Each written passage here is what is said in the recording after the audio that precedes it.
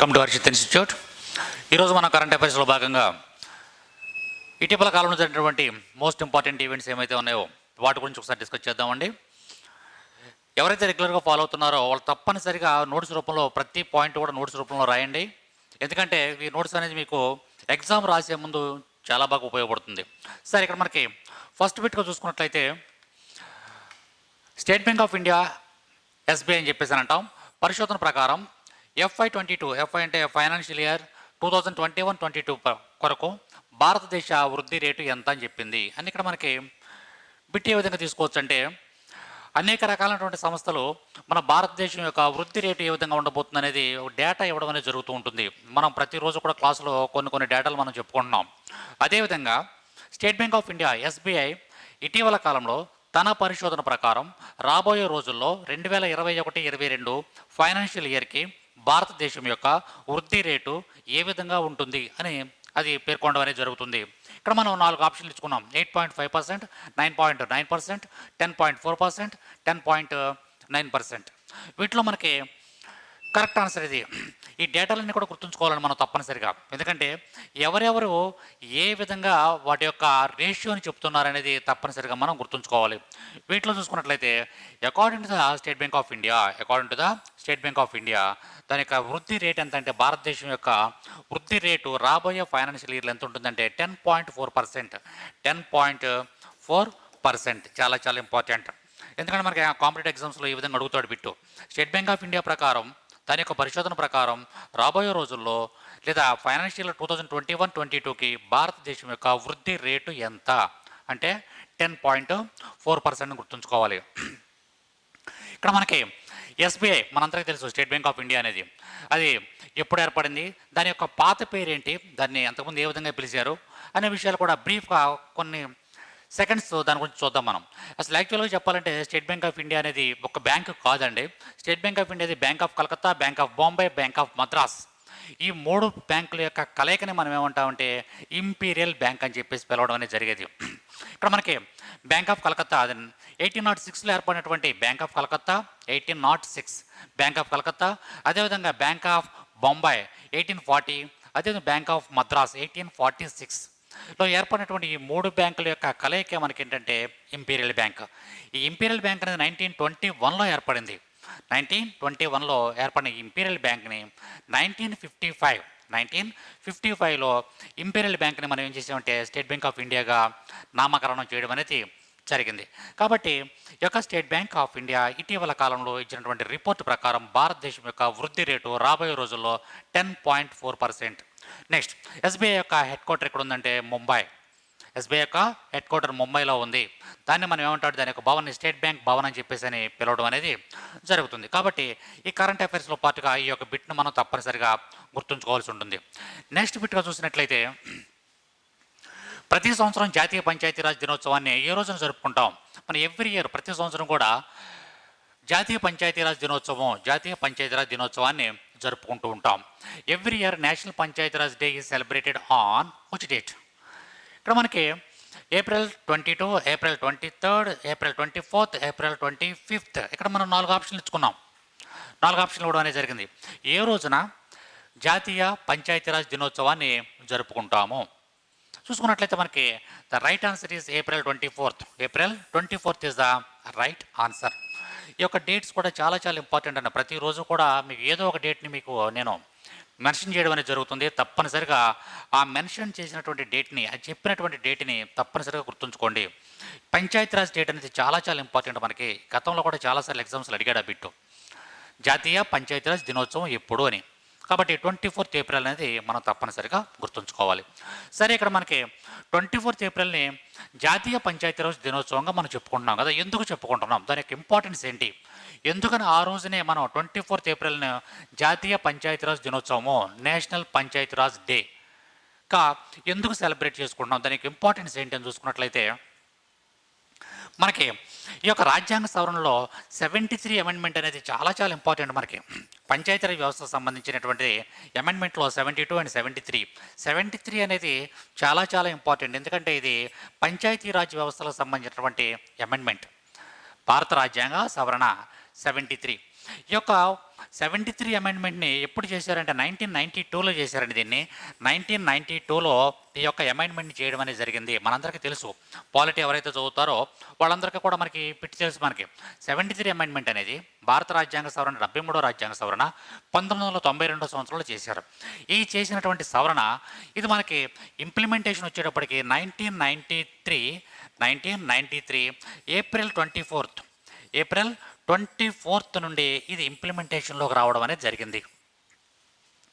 అప్పటి నుండి అమల్లోకి రావడం అనేది జరిగింది. ఈ 73 అమెండ్మెంట్ 1992లో చేశారు. 1992లో చేసిన ఈ అమెండ్మెంట్ 1993 ఏప్రిల్ 24th నుండి అమలులోనికి రావడం అనేది జరిగింది. కాబట్టి ఆ రోజుకు గుర్తుగా మనం ఏప్రిల్ 24th అనేది జాతీయ పంచాయతీరాజ్ దినోత్సవంగా జరుపుకోవడం అనేది జరుగుతుంది.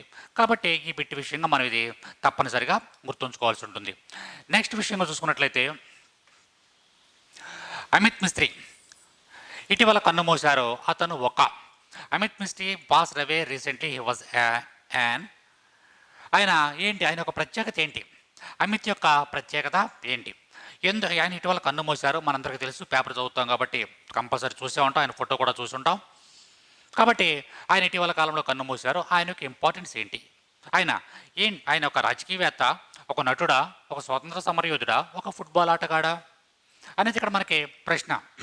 అమిత్ మిస్త్రీ ఎవరు పేపర్లో కూడా చూసాం మనం, ఆయన ఫోటో కూడా చూసాం మనం. ఆయన ఒక రాజకీయవేత్త, ఒక నటుడు, ఒక స్వాతంత్ర సమరయోధుడు, ఒక ఫుట్బాల్ ఆటగాడు. The right answer is an actor. ఆయన ఒక ప్రముఖమైనటువంటి నటుడు. ఆయన ఏ భాష కంటే ప్రముఖంగా చూసుకున్నట్లయితే గుజరాతీకి సంబంధించినటువంటి ప్రముఖమైనటువంటి నటుడు. అంతేకాకుండా గుజరాత్లోనే కాకుండా హిందీలో కూడా అనేక చిత్రాల్లో నటించడం జరిగింది.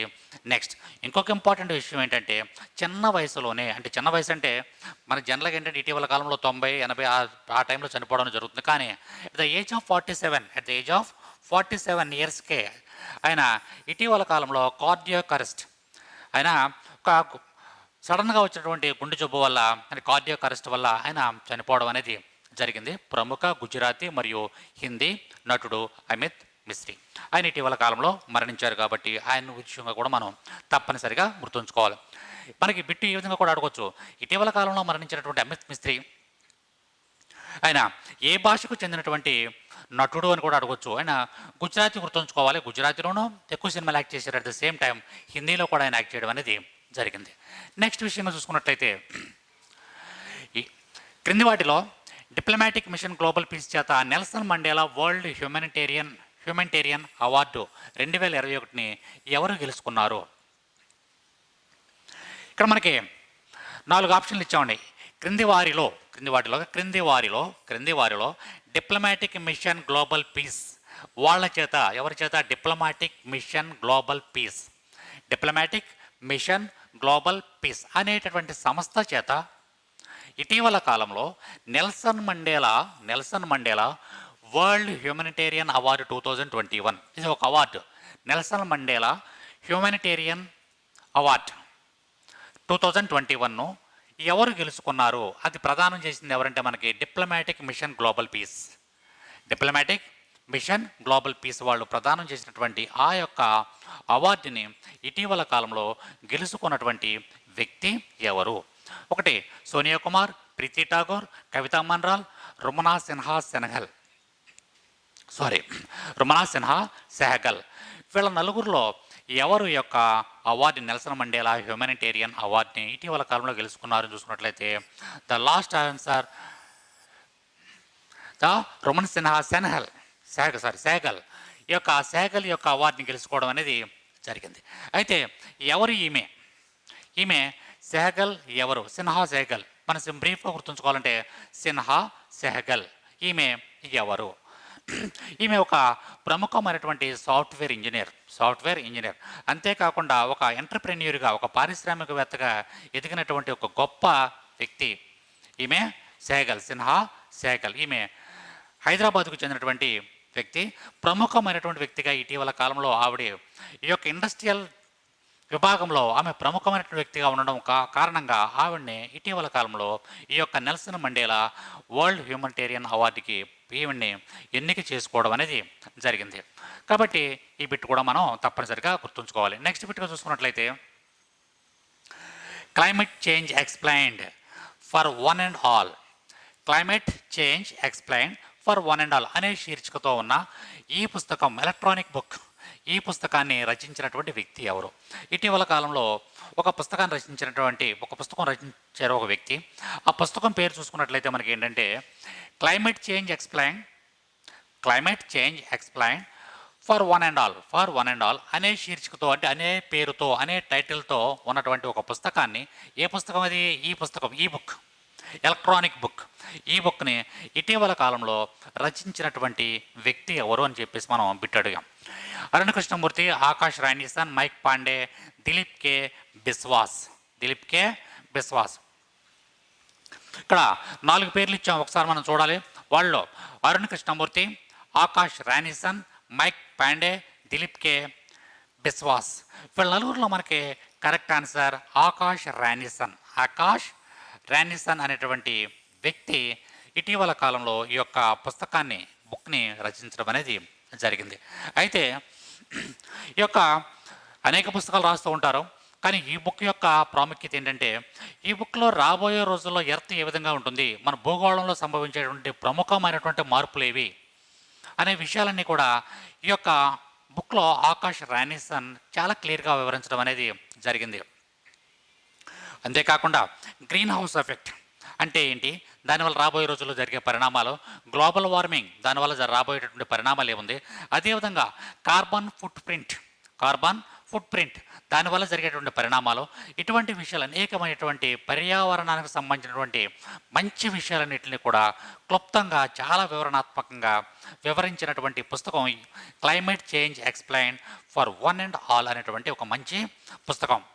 కాబట్టి రాబోయే రోజుల్లో భూగోళంలో జరిగేటువంటి పరిణామాలన్నింటినీ కూడా ఈ పుస్తకంలో పొందుపరిచారు. కాబట్టి ఇది ఒక ప్రముఖమైనటువంటి పుస్తకంగా మనం చెప్పుకోవచ్చు. ఆ పుస్తకాన్ని రచించిన వ్యక్తి ఆకాష్ రాణీసన్. గుర్తుంచుకోవాలని పేరు చాలా ఇంపార్టెంట్. నెక్స్ట్, ఇటీవల వార్తల్లో నిలుస్తున్న కోడెక్స్ ఎలిమెంటారియస్కు ఏ రంగంతో సంబంధం కలిగి ఉంది అంటే ఇక్కడ మనకి ఇది ఒక సంస్థ. అది ఏ రంగానికి సంబంధించినటువంటి సంస్థ? రక్షణ సేకరణ, వాతావరణ మార్పు, ఆహార ప్రమాణాలు, ఆర్టిఫిషియల్ ఇంటెలిజెన్స్. ఇక్కడ మనం 4 ఆప్షన్లు ఇచ్చాం. మనం ఎన్ని ఆప్షన్లు ఇచ్చుకున్నామంటే 4 ఆప్షన్లు ఇచ్చాం. ఇటీవల కాలంలో వార్తల్లో నిలుస్తున్నటువంటి కోడెక్స్ ఎలిమెంటారియస్ అనేది ఏ రంగానికి చెందినటువంటిది? దేని యందు పరిశోధన చేస్తుంది? ఏ రంగం గురించి తెలియజేస్తుంది? రక్షణ రంగం గురించి తెలియజేస్తుందా ఇది? లేదా వాతావరణ మార్పుల గురించి తెలియజేస్తుందా? ఆహార ప్రమాణాల గురించి తెలియజేస్తుందా? లేదా ఆర్టిఫిషియల్ ఇంటెలిజెన్స్ గురించి తెలియజేస్తుందా అనే విషయాలు మనం చూడాలి. దీంట్లో మనకి రైట్ ఆన్సర్ చూసుకున్నట్లయితే ఫుడ్ స్టాండర్డ్స్, ఆహార ప్రమాణాల గురించి తెలియజేసేటటువంటి సంస్థే మనకి ఏంటంటే కోడెక్స్ ఎలిమెంటారియస్ అనేటువంటి సంస్థ ఆహార ప్రమాణాల గురించి తెలియజేస్తుంది. సరే, ఇక్కడ మనకి ఏంటి అసలు ఇది కోడెక్స్ ఎలిమెంటారియస్ కమిషన్ అని చెప్పేసి అంటామండి. దీన్ని మనం ఏమంటామంటే సిఏసి, కోడెక్స్ ఎలిమెంటారియస్ కమిషన్. సిఏసి గుర్తుంచుకోండి, కోడెక్స్ ఎలిమెంటారియస్ కమిషన్ అని చెప్పేసి అంటాం. ఈ యొక్క కమిషన్ ఏర్పాటు చేసింది ఎవరు? ఈ యొక్క కమిషన్ ప్రపంచ దేశాలలో ఉన్నటువంటి ఫుడ్ స్టాండర్డ్స్ గురించి పరిశోధన చేస్తూ ఉంటుంది, కొన్ని గైడ్లైన్స్ ఇస్తూ ఉంటుంది. ఎటువంటి ఫుడ్ తీసుకుంటడం ద్వారా ప్రజల యొక్క ఆరోగ్యం బాగుంటుంది, ప్రపంచ దేశాల యొక్క ఆరోగ్యం బాగుంటుంది అనే విషయాలన్నింటి మీద ఒక సర్వే చేస్తుంది. ఇది ప్రముఖమైనటువంటి సంస్థ, ప్రపంచంలోని ప్రముఖమైనటువంటి సంస్థ కోడెక్స్ ఎలిమెంటారియస్ అనేటువంటి సంస్థ, కోడెక్స్ ఎలిమెంటారియస్ కమిషన్. దాన్ని మనం బ్రీఫ్గా సిఏసి అని గుర్తుంచుకోవాల్సి ఉంటుంది. అయితే దీన్ని ఏర్పాటు చేసింది ఎవరంటే జాయింట్గా 2 సంస్థలు, ప్రముఖమైనటువంటి 2 సంస్థలు కలిపి ఈ కోడెక్స్ ఎలిమెంటారియస్ కమిషన్ని ఏర్పాటు చేయడం అనేది జరిగింది. దాంట్లో మనకు ముఖ్యమైనటువంటిది ఏంటంటే FAO food and agricultural organization, FAO plus WHO World Health Organization, FAO plus WHO ఈ 2 సంస్థలు కూడా కలిపి ఈ యొక్క సిఏసి కోడెక్స్ ఎలిమెంటోరియస్ కమిషన్ని ఏర్పాటు చేయడం అనేది జరిగింది. ఈ యొక్క కోడెక్స్ ఎలిమెంటోరియస్ కమిషన్ ఏం చేస్తుందంటే ప్రపంచ దేశాలలో ఉన్నటువంటి ఈ యొక్క ఈ యొక్క ఆహార ప్రమాణాలకు సంబంధించినటువంటి అంశాలన్నింటినీ కూడా ఇది పరిశోధన చేసి వివరణాత్మకంగా తనకి రిపోర్ట్ని ఇవ్వడం అనేది జరుగుతుంది. ఈ యొక్క సిఏసి అనేది 1963లో ఏర్పాటు చేశారు. ఇది ఒక ఎప్పుడు ఏర్పాటు చేశారంటే 1963లో ఈ యొక్క సిఎస్సిని ఏర్పాటు చేయడం అనేది జరిగింది. కాబట్టి తప్పనిసరిగా మనకి ఎగ్జామినేషన్ పాయింట్ ఆఫ్ వ్యూలో ఇటువంటి బిట్లని మనం తప్పనిసరిగా గుర్తుంచుకోవాలి. నెక్స్ట్ బిట్ ట్రాకోమాను తొలగించిన దేశంగా ఇటీవల ప్రపంచ ఆరోగ్య సంస్థ WHO దేనిని గుర్తించింది? ఇక్కడ మనకి ట్రాకోమా అని చెప్పేసానంట. In which country has been validated by the World Health Organization for having eliminated నిరోధించింది, పూర్తిగా దాన్ని ఏం చేసిందంటే తొలగించినటువంటి ట్రకోమాని తొలగించినటువంటి దేశంగా ఇటీవల కాలంలో WHO వరల్డ్ హెల్త్ ఆర్గనైజేషన్ ఏ దేశాన్ని గుర్తించింది అని అడుగుతున్నాం బిట్టి. ఇక్కడ WHO ఏ దేశాన్ని ట్రాకోమాని తొలగించినటువంటి దేశంగా గుర్తించాం? గాంబియా, జింబాబ్వే, దక్షిణాఫ్రికా, చాద్. ఈ 4 దేశాల్లో ఇటీవల కాలంలో ట్రకోమాను పూర్తిగా తొలగించినటువంటి దేశంగా WHO ఏ దేశాన్ని ప్రకటించింది అని చూసుకున్నట్లయితే దీంట్లో మనకి రైట్ ఆన్సర్ ఏంటంటే గాంబియా. ఇది ఒక ఆఫ్రికా ఖండంలో ఉన్నటువంటి ఒక దేశం గాంబియా. ఈ గాంబియాలో ట్రకోమాని నిర్మూలించిన దేశంగా ఇటీవల కాలంలో WHO ప్రకటించడం అనేది జరిగింది. అసలు ట్రకోమా అంటే ఏంటి చూసుకున్నట్లయితే ఇది కంటికి సంబంధించినటువంటి ఒక రకమైనటువంటి డిసీజ్. జనరల్గా ఏంటంటే 1 సంవత్సరం నుంచి 9 సంవత్సరాల లోపు పిల్లల్లో ఇది ప్రారంభమై తర్వాత కొంతకాలానికి అది పూర్తిగా బ్లైండ్నెస్గా ఏర్పాటు చేసేటువంటి ఒక రకమైన వ్యాధి. కానీ వాళ్ళకే కాదండి, వృద్ధులకు కూడా, మన పర్టికులర్ ఏజ్ అనే కాదు, వృద్ధులకు కూడా వచ్చేటువంటి ఒక రకమైనటువంటి డిసీజ్. ఈ యొక్క డిసీజ్కి చాలా ప్రధానమైనటువంటి కారణం ఏంటంటే బ్యాక్టీరియా. ఈ ఎక్కడైతే అపరిశుభ్రంగా ఉన్నటువంటి ప్రాంతాలు ఉంటాయో, అదేవిధంగా ఎప్పుడైతే ఈ అపరిశుభ్రమైన ప్రాంతాల నుంచి మనం ఎప్పుడైతే కంటిని టచ్ చేస్తూ ఉంటామో ఆటోమేటిక్గా బ్యాక్టీరియా ఏమవుతుందంటే కంటిలోకి వెళ్ళి కంటిని చూపు మందగించే పరిస్థితి అనేది ఏర్పాటవుతుంది. తద్వారా పూర్తిగా చూపును కోల్పోయేటటువంటి పరిస్థితి అనేది ఏర్పడుతుంది. ఈ యొక్క ట్రకోమా అనేది ప్రపంచ దేశాల్లో ఒక భయంకరమైనటువంటి వ్యాధిగా ఉంది. సుమారుగా 44 దేశాలు అట్ ప్రజెంట్ ఈ యొక్క వ్యాధి వల్ల 44 దేశాలు ఈ వ్యాధితో బాధపడుతున్నాయి. దాన్ని పూర్తిగా నిర్మూలించడానికి ప్రపంచ దేశాలన్నీ కూడా ప్రయత్నం చేయడం అనేది జరుగుతుంది. అంతేకాకుండా సుమారుగా 1.9 మిలియన్ పీపుల్ ఈ యొక్క వ్యాధితో ప్రస్తుతం బాధపడుతున్నారు. 1.9 మిలియన్ పీపుల్ ప్రజెంట్ ఈ యొక్క ట్రాకోమా అనేటువంటి ఈ యొక్క వ్యాధితో, కంటి వ్యాధితో బాధపడుతున్నారు. దానిని ఇటీవల కాలంలో కొన్ని దేశాలు ఏం చేస్తున్నాయంటే పూర్తిగా ఆ యొక్క వ్యాధిని నిర్మూలించదగినటువంటి వ్యాధి అది, దాన్ని పూర్తిగా నిర్మూలిస్తున్నారు. అయితే ఇది ఈ యొక్క ఆఫ్రికా ఖండంలో ఇది 2వ దేశం. ఇలాగ పూర్తిగా ఈ యొక్క వ్యాధిని నిర్మూలించినటువంటి 2వ దేశం ఏదంటే గాంబియా. 2వ దేశం గాంబియా. మొదటి దేశం ఏది అని చూసుకున్నట్లయితే మనకి ద ఫస్ట్ కంట్రీ ఘనా అనేటువంటి దేశం మొట్టమొదటిసారిగా ఆఫ్రికా ఖండంలో మొట్టమొదటిసారిగా ఈ యొక్క ట్రకోమా అనేటువంటి వ్యాధిని నిర్మూలించినటువంటి మొట్టమొదటి దేశం ఏదంటే ఘనా, ఆఫ్రికా ఖండానికి సంబంధించినటువంటిది. అదేవిధంగా చూసుకున్నట్లయితే మన భారతదేశంలో కూడా ఈ యొక్క వ్యాధిని 2017వ సంవత్సరంలోనే పూర్తిగా నిర్మూలించగలిగాము అని చెప్పేసి మన ప్రభుత్వం ప్రకటించడం అనేది జరిగింది. అయితే ఇదేంటంటే ఆ కేసులు అనేవి చాలా చాలా తక్కువగా ఉన్నాయి మన భారతదేశంలో. అంటే ఇతర కారణాల వల్ల బ్లైండ్నెస్ అనేది రావచ్చు, కానీ ఈ యొక్క ట్రకోమా అనేటువంటి వ్యాధి వల్ల, అంటే ఈ యొక్క బ్యాక్టీరియా వల్ల ఈ యొక్క వ్యాధి అనేది చాలా వరకు తగ్గుముఖం పట్టిందని ప్రకటించడం జరిగింది. సరే, ఏది ఏమైనప్పటికీ కూడా మనం ఈ బిట్లో గుర్తుంచుకోవాల్సింది ఏంటంటే ఇటీవల కాలంలో WHO ప్రకటించి, అంటే ఈ బిట్ ఎందుకు తీసుకున్నామంటే WHO ఏదైనా ప్రకటించినట్లయితే దాన్ని తప్పనిసరిగా మనం గుర్తుంచుకోవాలి. కాబట్టి WHO ఇటీవల కాలంలో ఏ దేశంలో ట్రకోమా నిర్మూలించింది అనేటువంటి ప్రకటించిందంటే గాంబియా దేశం గుర్తుంచుకోవాలి. First country Ghana. ట్రకోమా అనేది కంటికి సంబంధించినటువంటి ట్రకోమా అంటారు, లేదా ట్రాకోమా అని చెప్పేసి అంటారు. ఇది కంటికి సంబంధించినటువంటి ఒక వ్యాధి.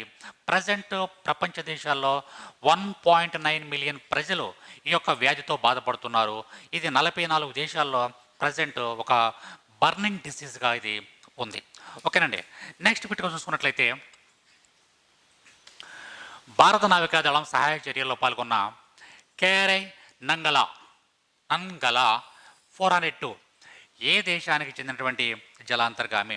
ఇటీవల కాలంలో వార్తల్లో నిలుస్తున్నటువంటి జలాంతర్గామి ఇది. ఈ యొక్క జలాంతర్గామి ఏ దేశానికి చెందినటువంటి వార్తల్లో నిలుస్తున్నటువంటి KRI Nanggala 402. KRI నంగలా.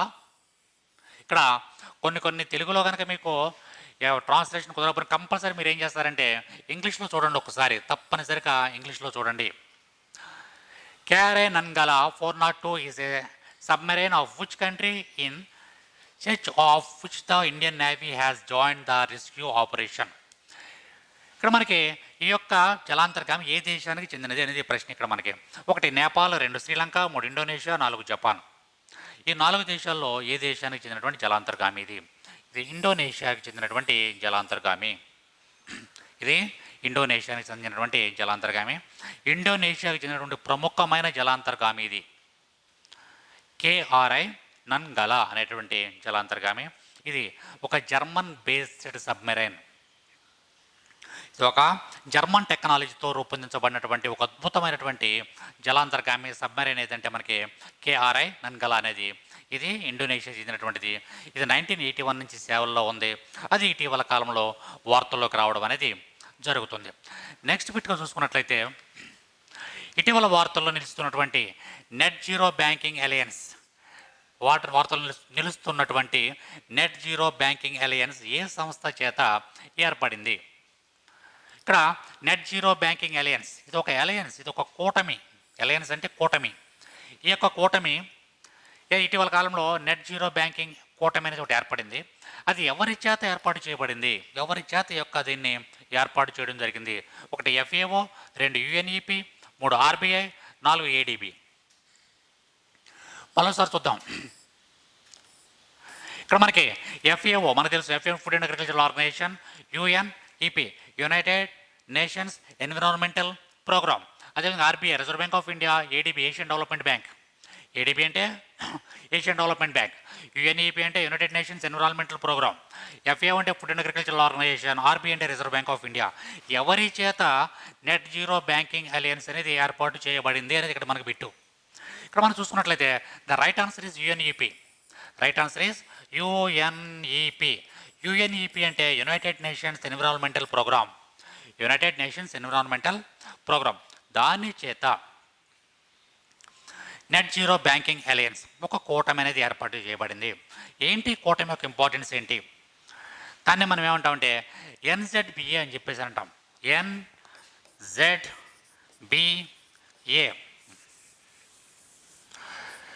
NZBA. Net zero banking alliance. Net zero banking alliance అని చెప్పేసి అని చెప్పడం జరుగుతుంది. ఇది ఎవరి చేత ఏర్పడిందంటే UNEP చేత 1972లోనే ఇది ఏర్పాటు చేయడం. ఇక్కడ మనకి UNEP గురించి చూసుకున్నట్లయితే ఫస్ట్ UNEP గురించి చూద్దామండి. UNEP ఇక్కడ యునైటెడ్ నేషన్స్ ఎన్విరాన్మెంటల్ ప్రోగ్రామ్ అనేది 1972లో ఏర్పాటు చేయబడింది. దీని యొక్క హెడ్ క్వార్టర్ ఎక్కడుంది? UNEP యొక్క హెడ్ క్వార్టర్ ఎక్కడుందంటే నైరోబీ. UNEP యొక్క హెడ్ క్వార్టర్ నైరోబీ, కెన్యాలో ఉన్నటువంటి నైరోబీలో దీని యొక్క హెడ్ క్వార్టర్ ఉంది. UNEP యొక్క హెడ్ క్వార్టర్. దీని చేత ఇది నెట్ జీరో బ్యాంకింగ్ అలయన్స్ అనేది ఏర్పాటు చేయడం అనేది జరిగింది. దీంట్లో అనేక దేశాలకు సంబంధించినటువంటి బ్యాంక్స్ అన్నీ కూడా, సెంట్రల్ బ్యాంక్స్ అన్నీ కూడా దీంట్లో ఒక కూటమిగా ఇటీవల కాలంలో జాయిన్ అవ్వడం అనేది జరిగింది. అనేది సుమారుగా 43 దేశాలు, 43 ఇంపార్టెంట్ కంట్రీస్, ప్రపంచంలో ఉన్నటువంటి 43 ముఖ్యమైనటువంటి దేశాలన్నీ కూడా దీంట్లో NZBAలో జాయిన్ అయినాయి. NZBAలో జాయిన్ అవ్వడం వల్ల వాటి యొక్క వ్యాపార కార్యకలాపాలన్నీ కూడా సరళీకృతం అవడానికి ఎక్కువ అవకాశం ఉంటుంది. కాబట్టి NZBA గురించి తప్పనిసరిగా చూడండి. ఆ డేటా అంతా చూడండి. ఎకానమీ పార్ట్‌లో కూడా ఎన్‌జెడ్‌బీఏ చాలా చాలా ఇంపార్టెంట్ మనకి. అంటే ఈ యొక్క కరెంట్ అఫైర్స్ పార్ట్‌లో మనం టైం చాలా తక్కువగా ఉంటుంది కాబట్టి దాన్ని పూర్తిగా మనం విశ్లేషించలేము. కానీ తప్పనిసరిగా మీకు ఎకానమీ పార్ట్‌లో ఎన్‌జెడ్‌బీఏ గురించి నెట్ జీరో బ్యాంకింగ్ అలయన్స్ గురించి తప్పనిసరిగా చూడండి.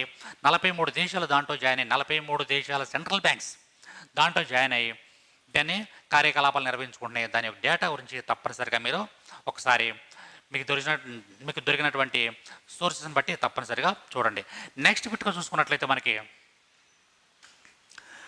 భారతీయ మహిళలు భారతీయ మహిళలు 7 బంగారు పతకాలు సాధించిన ప్రపంచ యూత్ బాక్సింగ్ ఛాంపియన్షిప్ ఏ దేశంలో నిర్వహించబడ్డాయి? World youth boxing championship for where Indian women won 7 gold medals were organized in which country? ఇది ఎక్కడ నిర్వహించబడింది? ఇక్కడ మనకి ఇటీవల కాలంలో బాక్సింగ్ నిర్వహించారండి. ఈ యొక్క బాక్సింగ్లో యూత్ బాక్సింగ్ పోటీలో మన భారతీయ యూత్ మహిళలు 7 పతకాలు సాధించారు. 7 బంగారు పతకాలు, మామూలు పతకాలు 7 బంగారు పతకాలు సాధించారు. ఈ యొక్క యూత్ బాక్సింగ్ పోటీలు ఎక్కడ పెట్టారు, ఎక్కడ నిర్వహించారు అనేది ఇక్కడ మనకు ప్రశ్న. ఇక్కడ మనకి క్వశ్చన్ చాలా క్లియర్గా ఉంది. 7 బంగారు పతకాలు సాధించినటువంటి యూత్ బాక్సింగ్ అనేది ఎక్కడ నిర్వహించారు? మన భారతీయ మహిళలు 7 పతకాలు సాధించారు. Russia, Poland, Ukraine, France. ఈ యొక్క ఏ దేశంలో ఈ పోటీలు నిర్వహించారు అని చూసుకున్నట్లయితే మనకి Poland is the right answer. పోలాండ్లో ఈ యొక్క పోటీలు నిర్వహించడం అనేది జరిగింది. గుర్తుంచుకోవాలి, చాలా చాలా ఇంపార్టెంట్. ఇక్కడ మనకి ఎప్పుడు నిర్వహించారని చూసుకున్నట్లయితే ఏప్రిల్ 2021 ఏప్రిల్ 13 నుండి 23 వరకు ఈ మధ్యకాలంలో పోలాండ్లో ఈ యొక్క పోటీలు జరిగినాయి, బాక్సింగ్ పోటీలు జరిగినాయి. ఆ పోటీల్లో మన భారతీయ యూత్ మహిళలు 7 బంగారు పతకాలని సాధించారు. అయితే ఇక్కడ మనకి 7 బంగారు పతకాలు సాధించడం అంటే చిన్న విషయం కాదు. ఎందుకంటే దాంట్లో సుమారుగా 487 మంది పోటీదారులు ఉన్నారు. దాంట్లో పాల్గొన్నటువంటి వ్యక్తులు 487 మంది ఉన్నారు. అంతేకాకుండా దాంట్లో పాల్గొన్నటువంటి దేశాల సంఖ్య కూడా చాలా ఎక్కువ. 66 దేశాలు పాల్గొన్నాయి. 487 మంది బాక్సర్లు పాల్గొన్నారు. వీళ్ళలో మన భారతీయ మహిళలు 7 బంగారు పతకాలు సాధించారు. కాబట్టి ఇది మనకి చాలా చాలా ఇంపార్టెంట్. అవి ఆ పోటీలు ఎక్కడ జరిగినాయి అంటే పోలాండ్లో జరిగినాయి. కాబట్టి ఈ బిట్స్ అన్నీ కూడా మనం ఏమైతే ఇప్పుడు డిస్కస్ చేసుకుంటున్నామో మనం ప్రతిరోజు చాలా బిట్లు మన చుట్టూ ఉంటాయి. కానీ వాటిలో మన ఎగ్జామినేషన్ పాయింట్ ఆఫ్ వ్యూలో మనకి ఏమి ఇంపార్టెంట్ అనేదాన్ని మనం తప్పనిసరిగా గ్రహించగలగాలి. కాబట్టి ఈరోజు మనం ఏమైతే చెప్పుకున్నామో ఆ బిట్స్ అన్నీ కూడా మన ఎగ్జామినేషన్ పాయింట్ ఆఫ్ వ్యూలో ప్రతి బిట్ కూడా చాలా ఇంపార్టెంట్. వాటన్నిటిని కూడా రెగ్యులర్గా ఫాలో అవుతూ ఉండండి. అట్ ద సేమ్ టైం మన హర్షిత్ ఇన్స్టిట్యూట్ ఎవరైతే కాంపిటేటివ్ సీరియస్గా ప్రిపేర్ అవుతున్నారు ఎగ్జామ్స్కి, వాళ్ళందరికీ కూడా మంచి మెటీరియల్ అందించడానికి ప్రయత్నం చేస్తుంది. అదేవిధంగా తప్పనిసరిగా మన యొక్క యాప్ని ఇన్స్టాల్ చేయండి, మన యొక్క ఛానల్ని సబ్స్క్రైబ్ చేయండి, మరియు ప్రతిరోజు కూడా మన క్లాసుల్ని మీ ఫ్రెండ్స్ అందరికీ కూడా షేర్ చేయండి. రెగ్యులర్గా ఈ క్లాసును ఫాలో అవుతారని ఆశిస్తూ థ్యాంక్ యూ వెరీ మచ్.